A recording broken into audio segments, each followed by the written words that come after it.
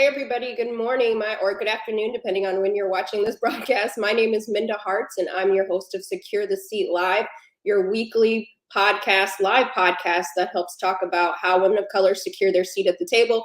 It's not enough for us just to get our seat and kick our feet up, but we need to be helping each other as we rise, lifting as we climb. And I'm just so excited to be here with you all. I know that we could be anywhere on the internet right now and you show up each and every Monday at noon, and I'm just so happy. How was your weekend? Let us know. I know that many of you watch us primarily on LinkedIn, but you also watch on YouTube and Facebook and Twitter, and so definitely make sure that you use the chat so that we can connect and vibe out. If it's your first time joining us, welcome. You're already part of the squad. If you've been here each and every week, then you know your family.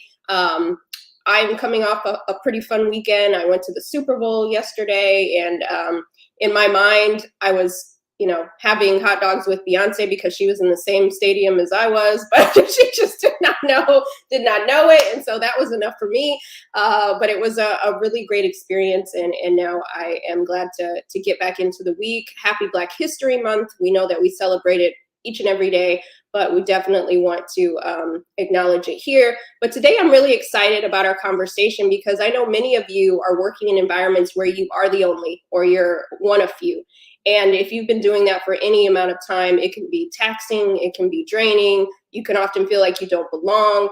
And I'm really excited about our guest today, my friend Deepa. She is a TEDx speaker. She is an entrepreneur. She is a former executive. She is all around just amazing woman. And one of the things that I love about her is that we have not actually met in person, but she has, when my book, The Memo, came out, she was so gracious and sent me a message and was rooting for me. And she's amplified me along her path as well. And she has a new book coming out next month, The First, the Few, and the Only. And I'm just so excited for you all to learn more about the work that she's doing. And we're going to drop all of her contact information in the chat so that you can pre-order that book, because when we amplify these type of books, it shows the powers that be that this is important, right? So they can never say that there's no audience for these type of books, that there are no discrimination or lack of inclusion in certain spaces. So when we show up for each other in the way, it means so much, and that it allows not just me and Deepa to have books out, but it allows for others to have their books out in the world too. And so this success is not a solo sport. We're all interconnected in this way. And I'm so excited for us to talk about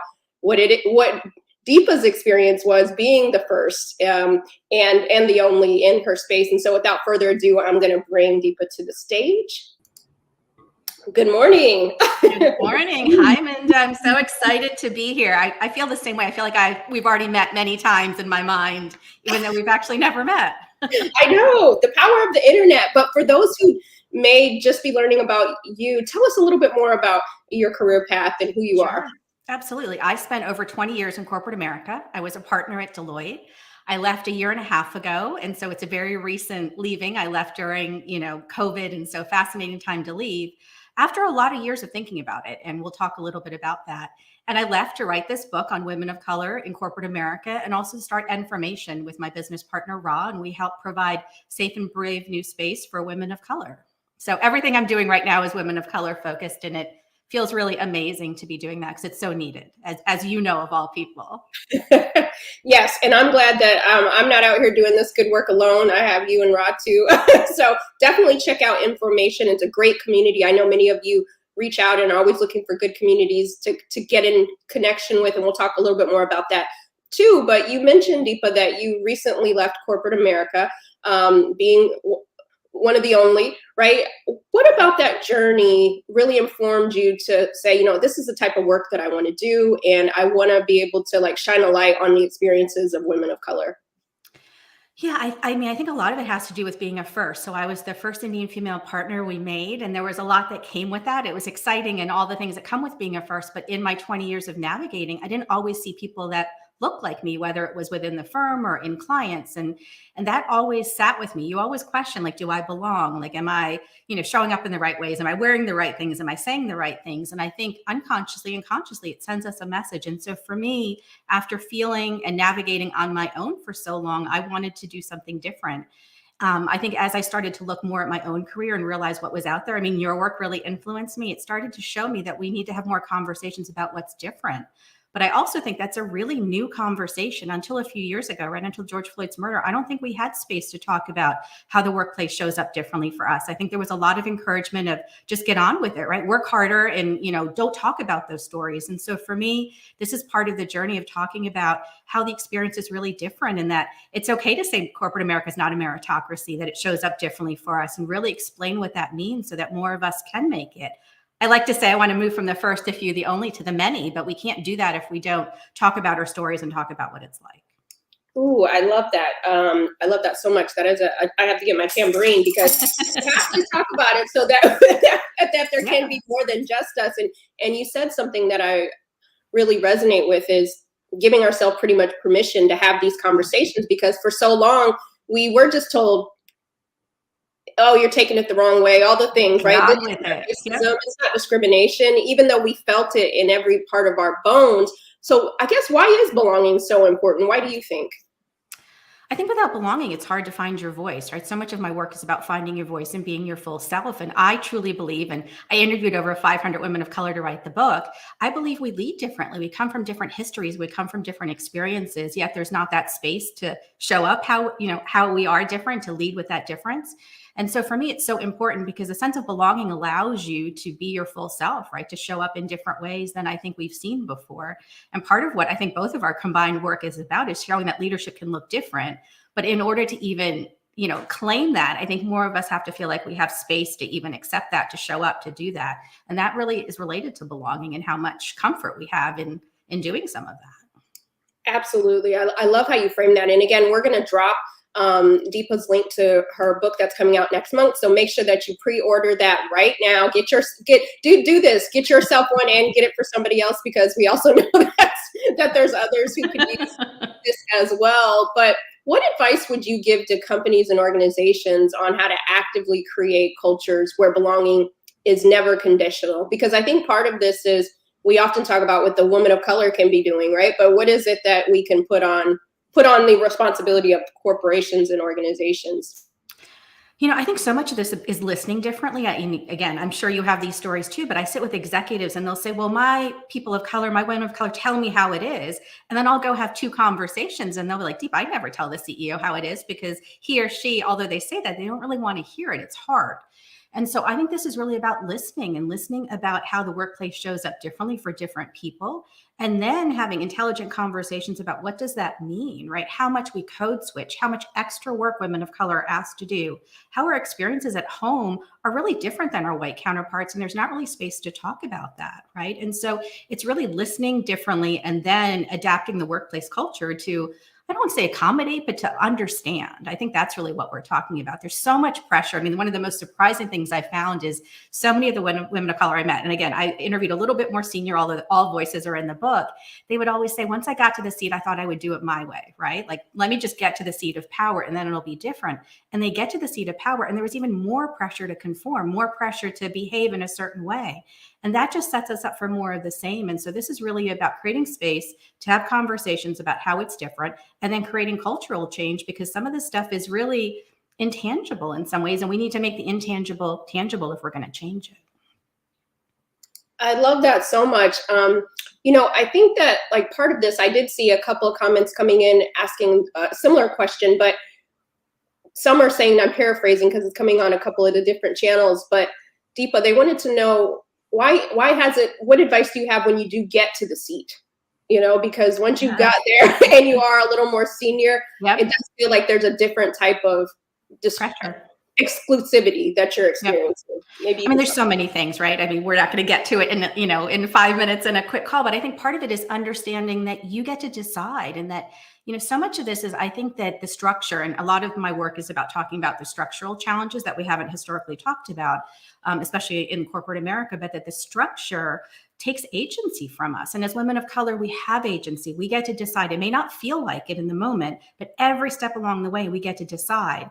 And so when we take the seat, how do we do it differently? How do we bring our sisters with us? How do we think of what I call the power of me and the power of we, right? There's work we have to do on ourselves to kind of push aside all the things we've been taught that we should do and we must behave, and really kind of find our own voice in our own way. But then we have to find our community of sisters, because you can't do structural change on your own. And so I think that's so much of it. I think we also have to appreciate, and again, you talk about this so much, we're exhausted, right? We can't put it all upon ourselves. So I appreciate for some of us, we're just getting to the seat. I actually have a line in the book where I say some of us are just getting to the seat and putting our feet up. And that fascinated me, because I thought all of us were working really hard to make change, but we're also really tired. And so it's appreciating that we all have different roles to play. But as women of color, if we don't start to do it differently, it's never going to be different. And unfortunately, yes, that's more work, but I think that's what we have to kind of step into and see power in it, as opposed to it being that, that burden. And again, you can't do that without others. And that's so much of the message. Yeah, absolutely. I like this reframing the conversation too, that it's not actually, work that we're doing, but this is power, right? This is reclaiming our power and that agency. Yeah. And I think that's the narrative that we definitely have to push out more, is that this is an opportunity to really secure our seats, right, by using it and moving in this way and shifting the dynamics. Totally, Minda, because I think a lot of us, we get to the seat, right? And then it's just more of the same. And if we don't change that, nothing's ever going to change. And so, I mean, that was a challenge for me, right? Even just kind of sitting in the seat. How do I want to show up? How do I do it differently? There's so much pressure to do it the same. And I think I did it on my own, but as a result, it was also really lonely. And so that's also part of this. I think that's part of why it's hard to do it differently, because there's not really a model for that. Right. Well, thankfully, we're creating these new models that people can consider. Yes. And so one of the models that I'm excited about is your new book that's coming out. And I want to talk a little bit more about that. But the first, the few, the only, how women of color can redefine power in corporate America. Tell us why this book is important for you to write and tell your story and other people's story. Yeah, I think so many women of color who spend, decades in structures like this, first of all, we don't tell our stories, right? There's not really encouragement to do that. A lot of what you find in corporate America is you're not really encouraged to use your full voice. And I think that's across the board, because there's a way of talking, a way of behaving. And so it was important for me to just do that, to find my own power. But I also felt very alone. So my story in the book is that I ended up getting really sick from overworking, overperforming, overconforming. I ended up spending 8 months in bed, 15 doctors and a really serious diagnosis. And part of what it took for me to kind of break out of that and understand that was to realize it wasn't me. Like I thought it was all me. I thought, I'm not doing enough. I'm being hypersensitive. I'm doing all of these things. And part of the freedom in this and writing this book was realizing I'm not, by myself. And I found that because I met with other women of color and we would have these conversations. Ron and I did these dinners across the country, and we thought they'd last for an hour or two. We were just networking as I was trying to figure out if I wanted to stay or go. And these dinners would turn into 6 and 7 hour long dialogues, because the women of color were just fascinated to find each other and talk about the stories that we all shared and that were kindred. And so my desire or my dream in writing this book is to show us that we're not alone, and that this alienation, this alone, this trauma, this sickness, all these things that we feel are shared. And so maybe in that, and understanding that it's not us, we find some freedom and some health, right? And some wellness and some liberation, I think, is really what this is about. Absolutely. This is it's liberation, it's freedom, right? This is for us. I'm so excited about your book, because I just think that we need more of our stories told, right? Oftentimes people reach out to me and say, oh, I want to write a book about women of color, but there's not enough of them, or is it now saturated? And I'm like, no, it's not. There's not nearly enough. There's so many stories to tell at different levels and areas, and my voice is different than yours, and your voice is different than mine, but we're all collectively, working together. And that's what I love about you, is that you're a collaborator, right? And there's no competition. And I just want to encourage each and every woman, or, anyone listening today, is that we can be in collaboration with each other. We can lift as we climb. I love that, Minda. I feel like I need to say the same thing back to you, because I reached out to you when you announced your book sale. I mean, it was years ago, and I was like knee deep in thinking about, I wanted to do it. I think I might have even still been in my corporate role. And I think you were so gracious in saying, we need more, like, go for it, go do it. You could have said, I just closed on this book. Like I got it covered, go figure something else out.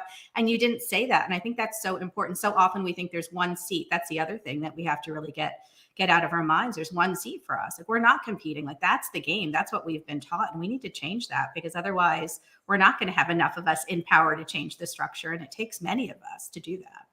Oof, that's a word. Yes, I love that so much. One quick question I wanted to ask you, Deepa, is can you talk a little bit more about NFormation for those who are watching and will watch the replay so that they can get plugged in?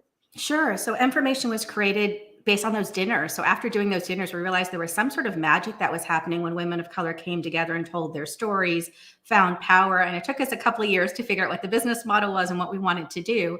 And we opened about a year ago, and we are, just closing our founding member round.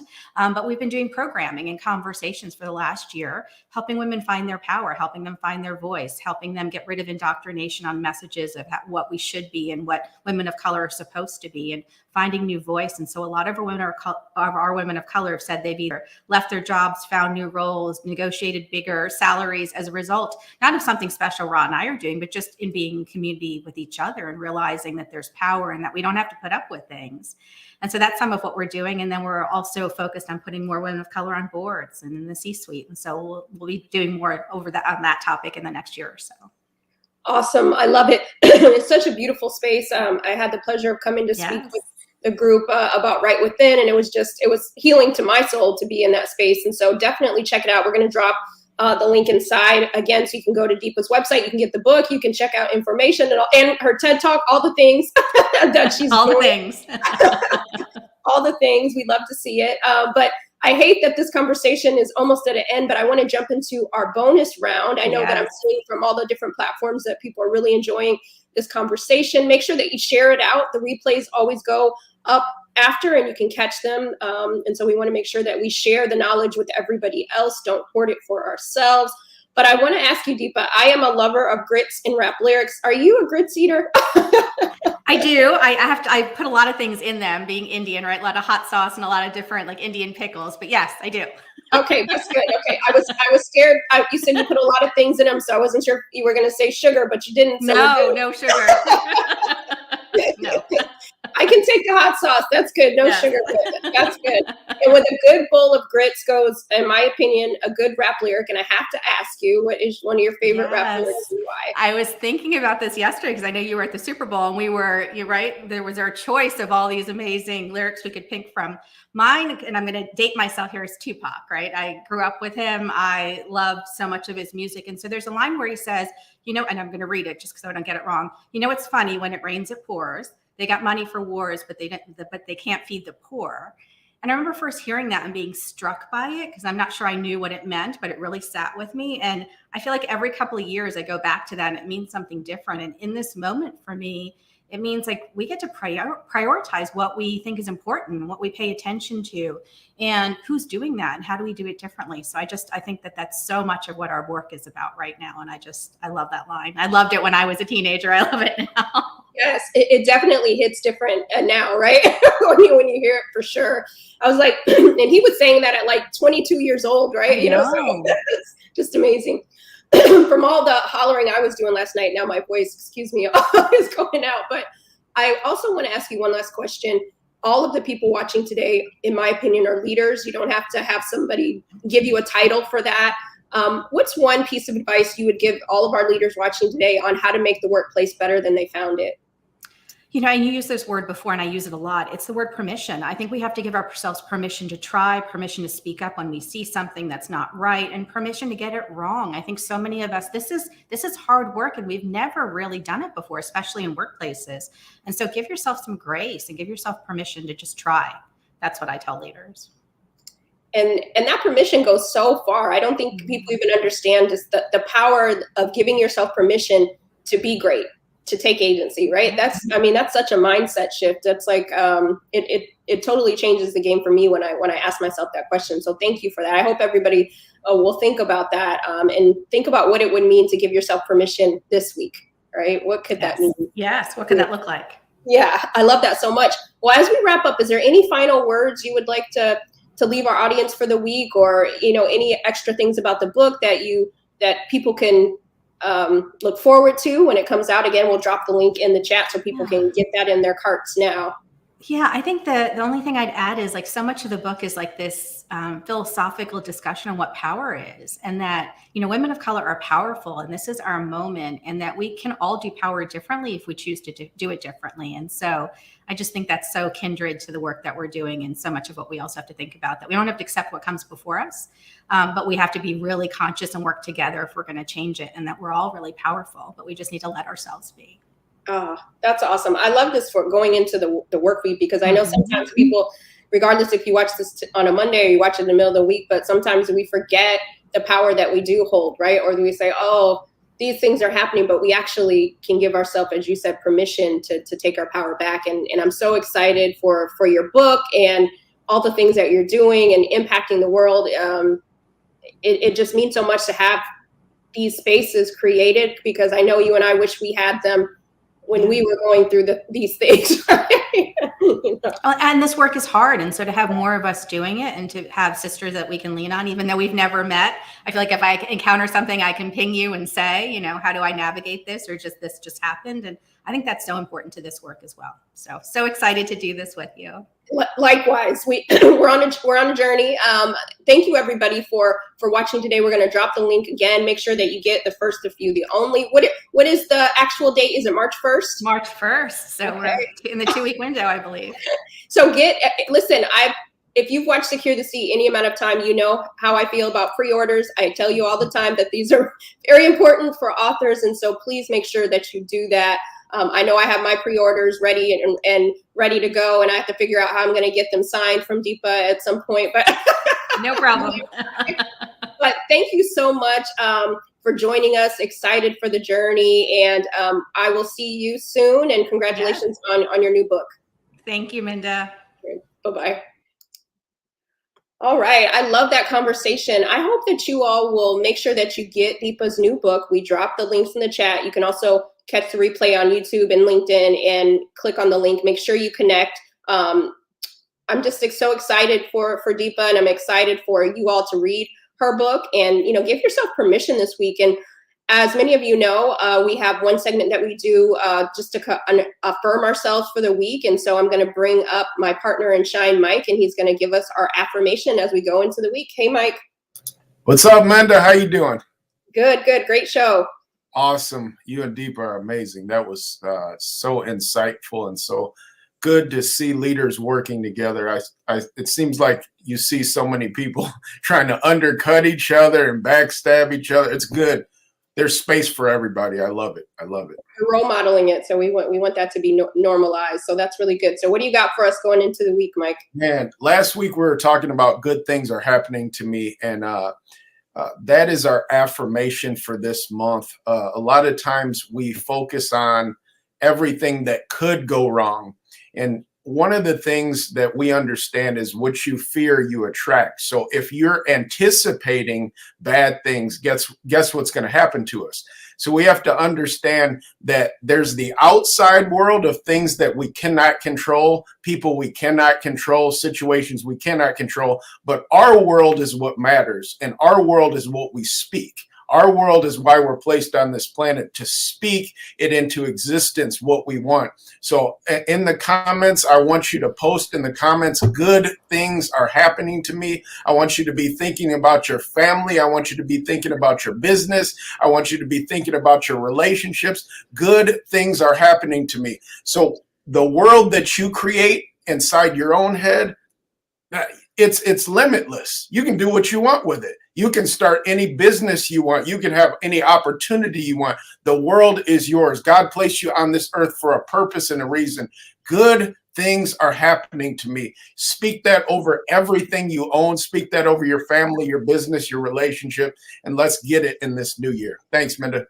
Yeah, that was great. Listen, we talked about it earlier. Deepa said, let's give ourselves permission. So give yourself permission to be great, that to accept those good things when they do happen to you, when you do get the call, when you do get the promotion. Don't question why. Well, are they only doing this because I'm Black or brown or whatever? You don't need to be questioning all that. You need to accept it if that's what you want, and own it and do a great job at it. Okay. It matters what you do when you take that seat. And so we thank you for joining us each and every week. We'll see you next Monday. Have a great week and keep securing your seat. Thanks, everybody.